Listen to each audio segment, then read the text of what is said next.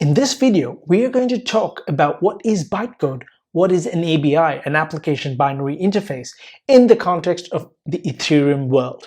Now, these are things that are relevant to the Ethereum virtual machine. And so what we really need to do is start with what a virtual machine is, then understand what an Ethereum virtual machine is, then understand what bytecode is, and then move on to the ABI and how do we use all these things. So let's start with a virtual machine. A virtual machine is software that runs on some kind of machine or hardware, okay? And this software that's running on the hardware pretends to be or emulates actual hardware. In other words, it's software that's pretending to be physical hardware, right? And it's being run on physical hardware. That's why virtual machines are often called guest machines that are sitting on physical host machines. It offers a solution for scalability and to have multiple applications using all the resources on a single computer server. Right. So if one server has all this capacity and you can run multiple virtual machines on that server, you're extracting a lot more juice and operational efficiency out of your hardware. Ethereum is basically a decentralized network of physical computers, and these physical computers synchronize their state or their data that's stored in them as though they're one single computer. So think about it this way. Just like all the cells in the human body are individual cells, but together they form the human body, similarly, Ethereum nodes are basically individual computers that act together like one big giant world computer, okay? But in order to do that, it needs to run its own kind of operating system, right? It needs to run code that executes your smart contracts, your NFT transfers, whatever it is. Now, that code is executed on the Ethereum virtual machine, which is run on each instance, or each node in the network runs a copy of the client, and together it becomes the Ethereum virtual machine. Now, this is a very high level overview, and I have sacrificed some precision so that you can understand it a little bit better. If you do want to know more, I'm going to link to a bunch of stuff in the description. Check it out. So when you and I write a smart contract and we deploy it onto the virtual machine, what are we actually doing? Well, we're taking our source code, right, the human readable code, and we need to convert it into a few things in order to run it on the Ethereum virtual machine. And that brings me to bytecode and then the ABI. So we're going to talk about bytecode next. Wow, I was so hot, and I realized the reason was I had my headphones on. They weren't even doing anything. I was just testing some audio before I started recording and I forgot to take it off. Anyway, now it's off and I'm much more comfortable. So let's keep going. So we were talking about how code gets onto the blockchain and how it gets executed, right? The real question is, how do we send the code that we've written in our IDE, which is human readable, stuff that you and I can understand? How does that actually get sent onto the blockchain? So some of you smart, wise guys may be saying, well, of course you have to deploy it. Yeah, I know, you're right, we do have to deploy it. But what does that actually mean, right?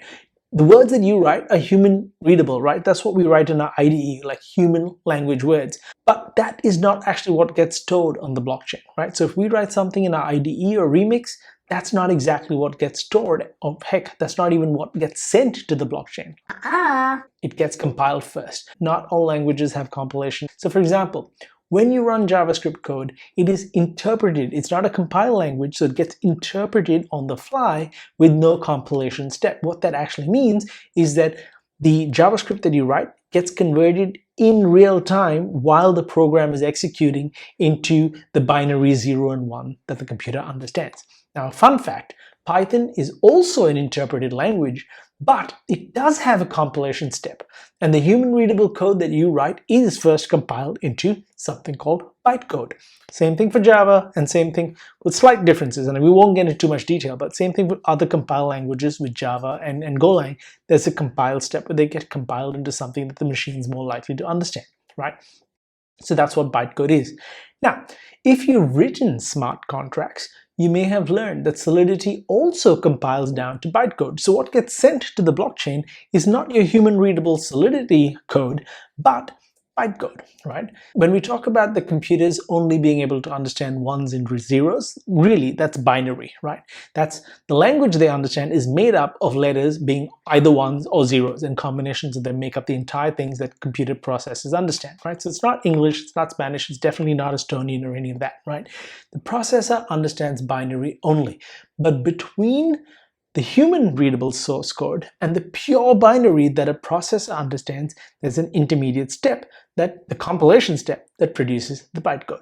The bytecode represents all the instructions and the operations that we want the computer to execute. In this case, the computer being the Ethereum Virtual Machine that we just talked about, right? So it's basically compiled down to an instruction language that the EVM will understand. So this bytecode gets pushed onto the blockchain and is stored on the blockchain. So that's what your smart contract ends up looking like on the blockchain. Now, question for you. Do you want to see what bytecode looks like and how it gets sent to the blockchain? Let's do that. Okay, now to show you guys how we can actually look at bytecode and to get a sense of how we create it, what it looks like, and where we can find it, I'm going to switch over to the Remix ID. You can literally just go remix.ethereum.org in your browser, and it'll create an in-browser IDE for you where you can write smart contracts. And in here, I am going to create a new workspace. Let's just call it bytecode demo. I would say don't take the default, take a blank template instead, because it gets it avoids creating a whole bunch of files that you're not going to need anyway. At the root, we're going to create a folder called contracts. And inside the contract, we're going to create a new file called AUD consumer v3.sol. You know how I like to make everything as educational as possible, right? So I'm going to use a real-life contract from the Rinkeby network, and I'm referring to the Chainlink price feeds and data feeds that are available and are being used all the time, every day, especially by applications in the DeFi space, to get real-world, real-time asset pricing data for use in all sorts of decentralized applications. So if you go to docs.chain.link, you will be able to get access to the data feeds documentation. Now this example here is for, I think it's for the Coven. Yeah, it is for the Coven network, and it's using the ETH USD. But because I'm based in Australia,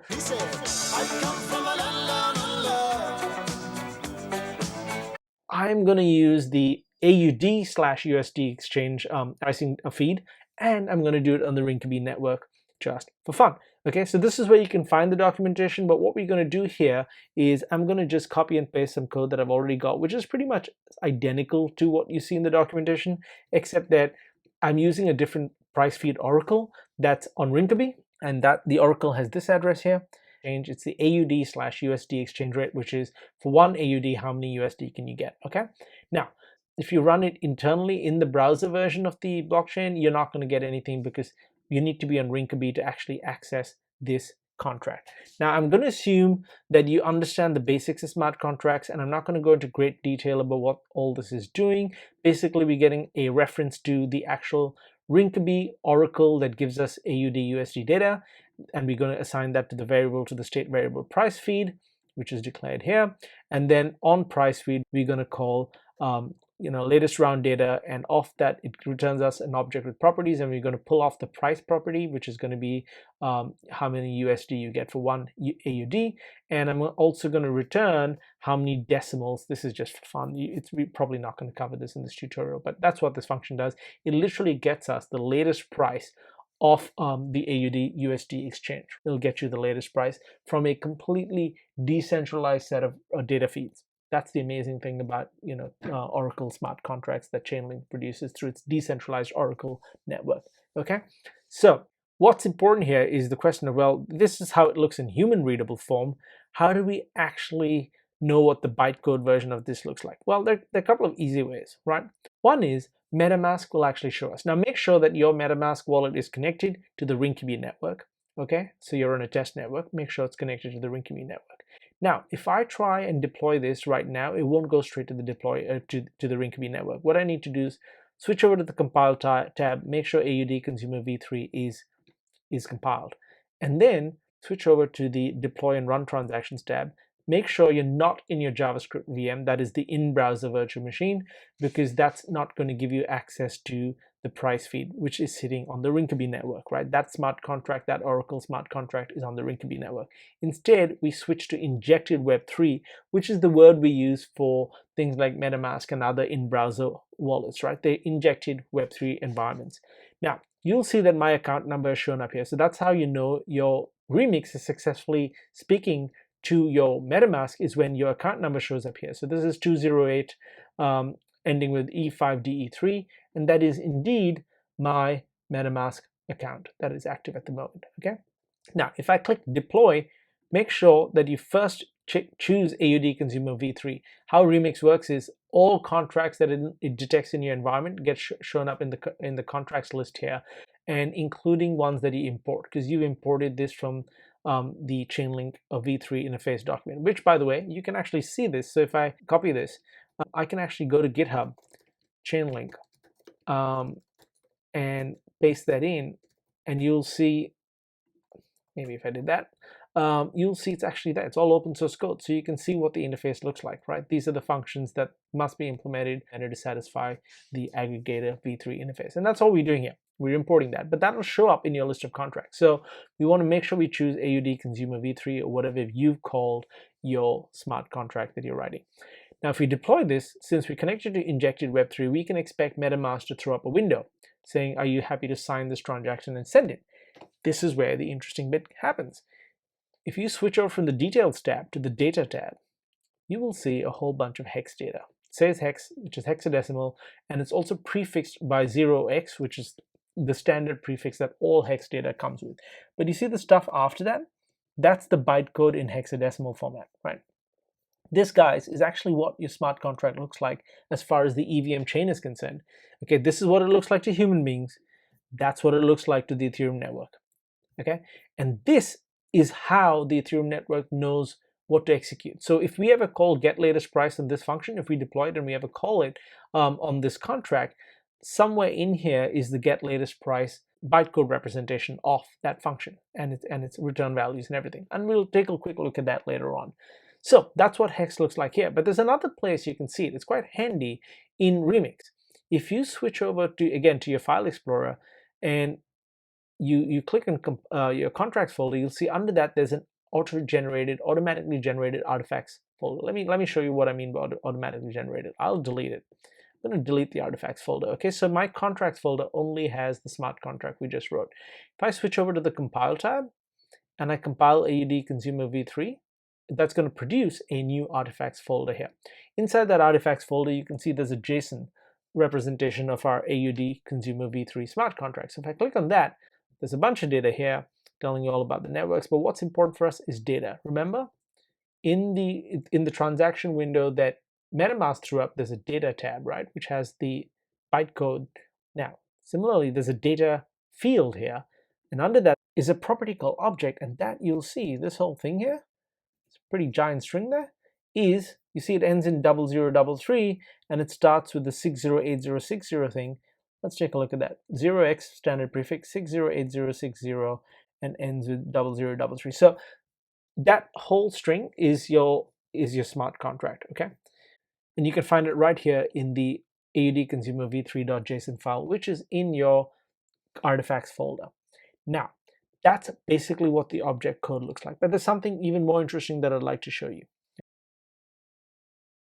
I'd like to show you how we can programmatically, using the Ethers.js library, you can use Web3 as well, but I'll show you how to do it in the Ethers library, is how we can create the bytecode encoding of just that string. Like, what does this look like, just this bit, if we would encode it into a hexadecimal format, that represents the bytecode? Well, let me show you how we can do that. So at the root of the project, we create a new folder.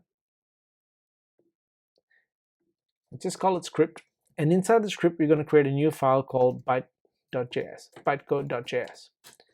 Now, in this, I'm going to do a couple of things. I'm going to say let signature is equal to create an array.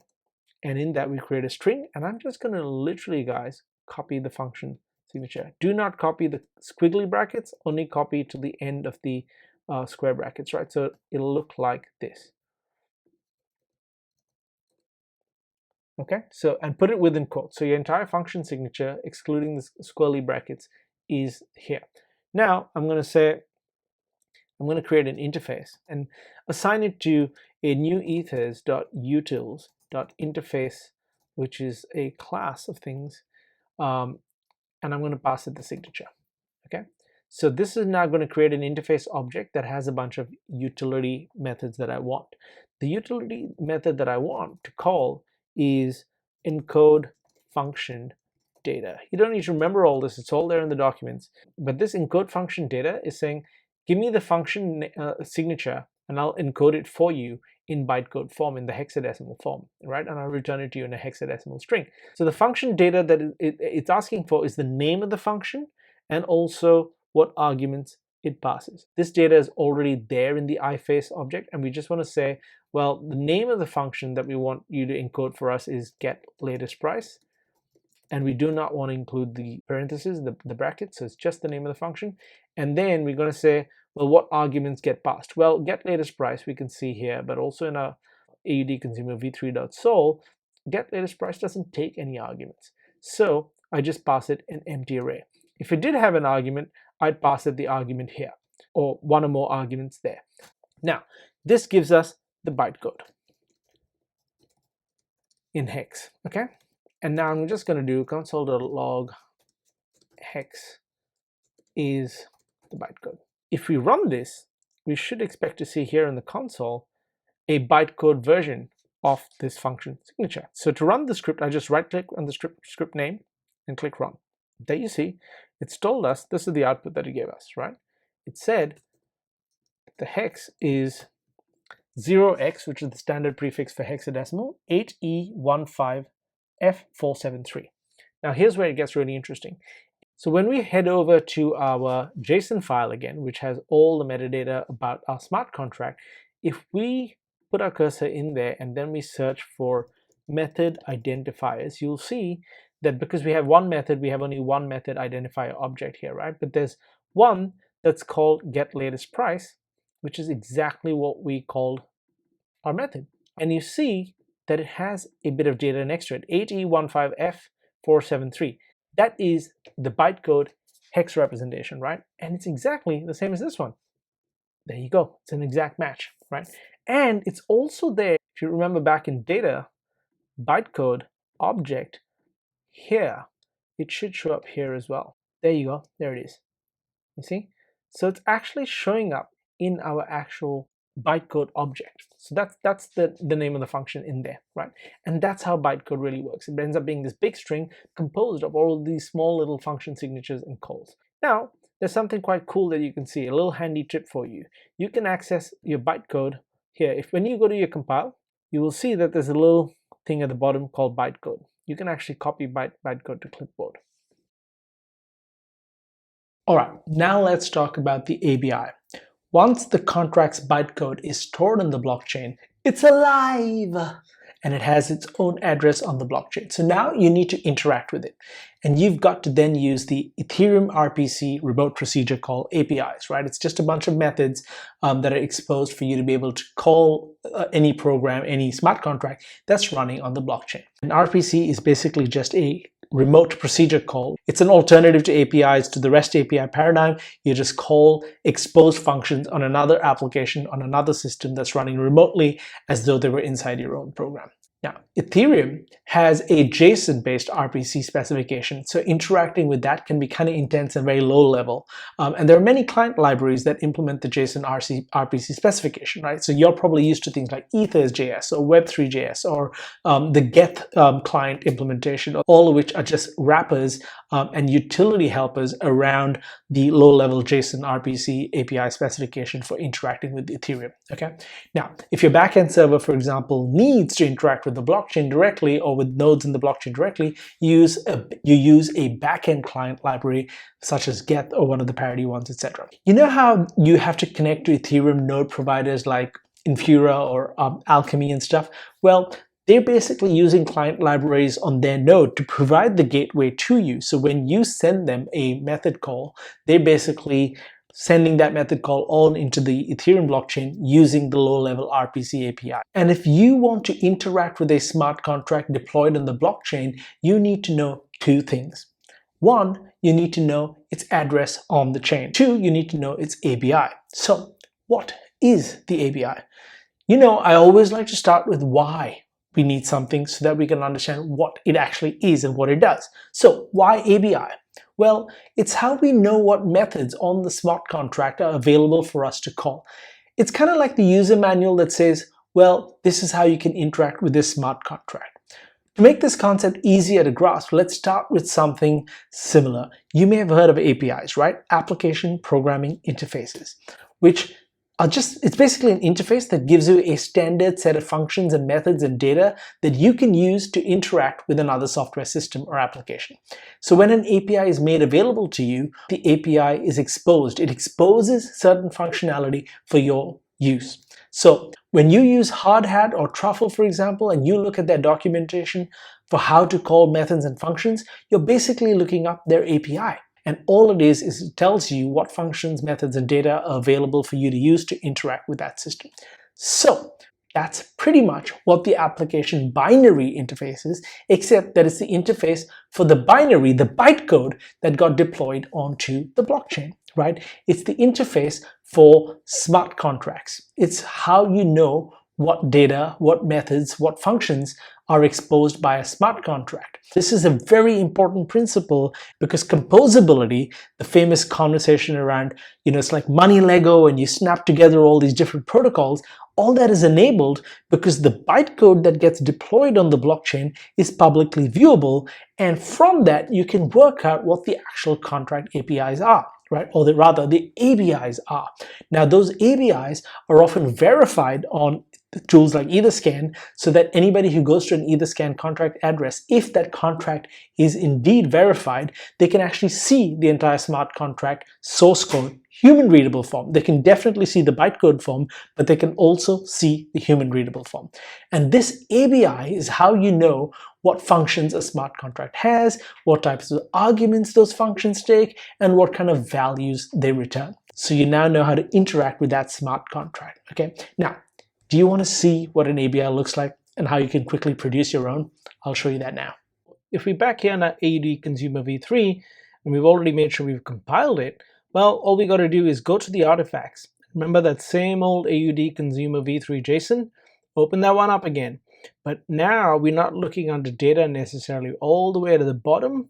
Yep, keep scrolling, keep scrolling, keep scrolling, keep scrolling. There's going to be something eventually. Before I dive old age, here we go, ABI. Now let's look at it. It's an ABI property on the JSON. It's basically an array, and it's an array of objects. And all the objects seem to have similar sort of properties, like input seems to be common, type seems to be common. So what are we looking at here? Well, we know that our contract has a constructor, we know that our contract has a function, and the function's name is getLatestPrice. It has no inputs, and it gives you an int 256 called price as the output, and it gives you an int 8 called decimals as the output as well. So is that true of the getLatestPrice? Let's look. Go back to that. Go back to the AUD Consumer v3, and getLatestPrice does indeed give us two return values. One's an int 256 called price, the other's an int 8 called decimals, and it doesn't take any input. So that's it. That's the ABI, guys. It basically is a JSON representation of all the functions, methods, and constructors in our contract, so that other interfaces or other languages or clients, for example, can interact with the smart contract. It knows what functions are exposed. Now, remember how in our AUD Consumer v3 contract, we had imported the chain-link price feed. Remember how we did this? When we import it and we compile it, all of that's included, and the compiler will know that, yeah, this price feed object does have a latest round data. But we can also do this manually ourselves. Take a look at the smart contract chain-link repo, and in that, go down to version 8, contract source version 8. What we do is, let's just copy this whole thing, okay? And go back to our IDE, and let's create a new contract called aggregator v3 interface.sol. Okay, so pretty much exactly the same thing what's already there in the repo. Let's create that. Let's paste that in there. And now we should try and compile that. We've compiled it. So back in the actual Explorer, we should find, in artifacts, we should find the aggregator v3 interface JSON. Now, the aggregator v3 contract itself has no constructor. It has, well, 3 functions really. All of these have been declared and not implemented. Now that we've compiled it here, aggregator v3 interface.json, now that we've compiled the copy and paste of it, if we go down to the ABI section, we should see those functions, right? So here's the ABI. It's an array of objects, and we see there's a function called decimals, which we know that's true, but there's a function called description, which we also know is true. Now, here's something interesting. We know the aggregate v3 interface sol, we know it doesn't have a constructor, and we know it's an interface. It's not really a smart contract that can execute any code, and its methods are empty because it's an interface. So what do we think the bytecode is going to look like? Well, if we take a look at aggregator v3 interface JSON, we will see data, bytecode, and object is an empty string. Unlike AUD v3 consumer, which has the long string that we saw in the object property, right? There is no long object bytecode for the interface, which makes sense because it's not actually a contract, it's just an interface. So that gives you a mental model now. The bytecode is what gets stored in the blockchain and executed as a smart contract. And ABIs, these are just interfaces that tell us what methods and functions that are exposed, what types they take in their arguments, and what types they return, if they return anything at all. So that should hopefully give you a fairly solid idea of what an ABI is, how it's different from the bytecode. We need both, but only the bytecode gets deployed onto the blockchain when you deploy a smart contract. Now again, we can actually get the interface, we can actually get the ABI here, and you can see if I just paste it at the bottom of the aggregator v3 interface sol document, that's the ABI there, right? So that's a little nifty shortcut. You can get it under the compile section of your remix. You can get the ABI and the bytecode. Really handy tip. If you ever wanted to get the bytecode or the ABI for a smart contract that you've seen on GitHub, you can just open up remix and paste it in there, compile it, and you'll get both the ABI and the bytecode. And apart from being able to copy this directly from here and the bytecode button here, you can also just click on compilation details and you can see a whole bunch of information here. So you can see what the ABI looks like. You can copy it from here. You can also see, well, this particular one you can't because this is the aggregator v3 interface. But if you were to switch over to AUD consumer and then look at compilation details, make sure that you choose it here as well on the left and then hit compilation details. There you go, AUD consumer 3. And you can see the bytecode and the ABI, and you can copy them from here as well, right? So you can see the bytecode object includes the actual object with a string.